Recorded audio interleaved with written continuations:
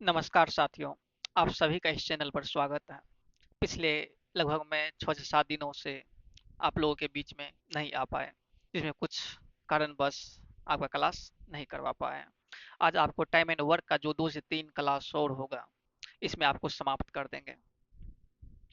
चलिए, अगर आप लोग पहली बार इस चैनल पर वीडियो विजिट कर रहे हैं तो चैनल को सब्सक्राइब करके बेल आइकन जरूर दबा लीजिएगा, ताकि जैसे हम वीडियो अपलोड करेंगे आपको नोटिफिकेशन मिलता रहे। चलिए, हम क्वेश्चन की ओर आगे बढ़ेंगे। यहाँ से कहा जा रहा है, कुछ मजदूर किसी काम को 100 दिनों में खत्म कर सकते हैं।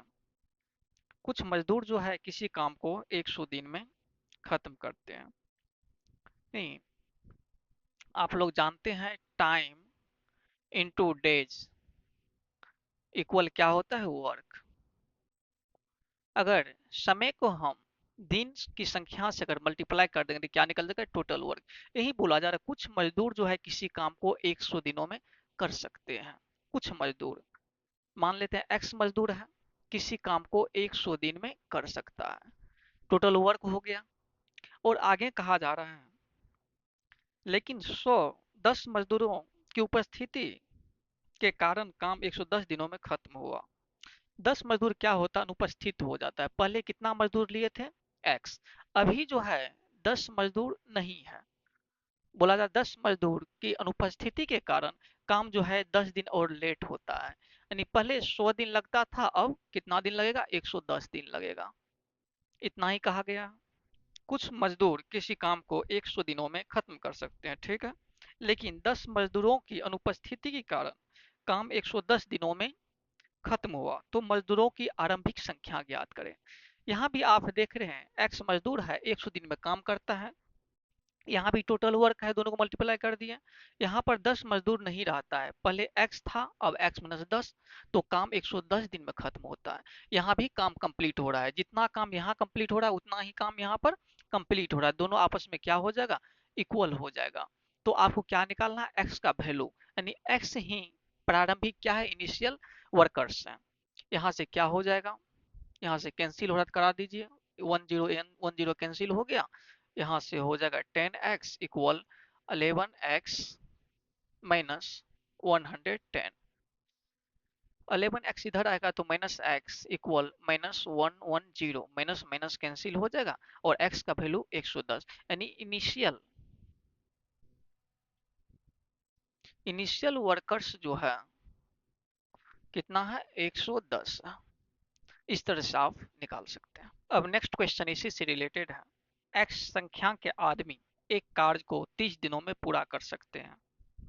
यदि 6 आदमी और मिल जाए तो वही कार्य पहले 10 दिन कम में पूरा हो जाएगा। तदनुसार एक्स की संख्या ज्ञात करें। कहा जा रहा है एक्स संख्या के आदमी, मेन कितने हैं? टोटल आदमी है एक्स। यह जो है कार्य को 30 दिन में कर सकता है। ये टोटल काम कितना हो जाएगा? एक्स आदमी है, 30 दिन में करता है, तो x multiply 30 time into days. Total work हो गया।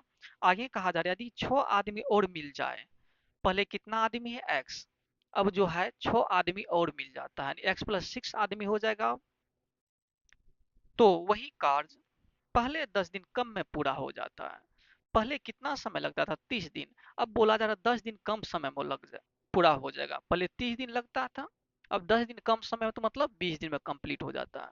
जितना काम यहाँ हो रहा है उतना ही काम यहाँ पर हो रहा है, तो टोटल क्या हो जाएगा? आपस में इक्वल हो जाएगा, सेम वर्क हो रहा है दोनों तरफ। यहाँ से हो जाएगा 10 3 × 30, 10 2 × 20। 3x equal 2x plus 12। यहाँ से क्या हो जाएगा? 2x इधर आएगा तो 3x माइनस 2x इक्वल 12।